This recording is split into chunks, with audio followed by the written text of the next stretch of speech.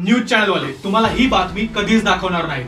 मुख्यमंत्री देवेंद्र फडणवीस यांच्या अध्यक्षतेखालील महाराष्ट्र राज्य वन्यजीव मंडळाने ताडोबा अंधारी वाघ्र प्रकल्पाच्या कॉरिडॉर मधील एका वादग्रस्त खासगी लोह खनिज खाण प्रकल्पाला मंजुरी दिली आहे. आणि ही कंपनी कुठली आहे तुम्हाला मी पुढे सांगणार आहे. तुम्हाला माहिती नसेल तर सांगतो. ताडोबा हे महाराष्ट्रातील सर्वात जुनं नॅशनल पार्क आहे. या संपूर्ण परिसरात सुमारे 80 पेक्षा जास्त वाघ राहतात. पण आता याच परिसरातील वाईल्ड लाईफ कॉरिडॉर मधील सुमारे 35,000 एकर जमीन एका प्रायव्हेट कंपनीला मायनिंग साठी देण्यात आलेली आहे. आणि या मायनिंग मुळे जवळपास 18,000 झाडं तोडली जाणार आहेत आणि बदल्यात नोकऱ्या किती मिळणार माहितीये? फक्त 120.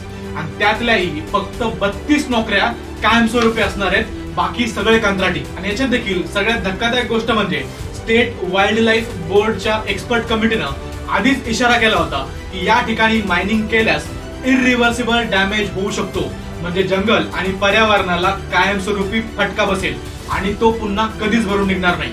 या रिपोर्ट मध्ये हेही सांगण्यात आलं होतं की मायनिंगमुळे प्राण्यांचा नैसर्गिक मार्ग बंद होईल आणि प्राण्यांचे माणसावरीलचे हल्ले वाढतील. पण तरीही Maharashtra state board of wild लाईफने या एक्सपर्ट कमिटीच्या शिफारसी बाजूला ठेवल्या, मायनिंगला मंजुरी दिली आणि फाईल पुढे national board of wild life कडे पाठवली. मुद्दा इतकाच नाहीये की अंतिम मंजुरी अजून आलेली नाहीये. मुद्दा हा आहे की मुख्यमंत्र्यांनी याला मंजुरीच का दिली. सत्य हेच आहे की आज सरकार आणि मीडिया दोघांनाही जंगल, पर्यावरण आणि वन्य प्राण्यांची फारशी काळजी उरलेली नाहीये. पण जर तुम्हाला खरंच आपल्या पर्यावरणाची काळजी असेल तर हा व्हिडिओ जास्तीत जास्त लोकांपर्यंत शेअर करा.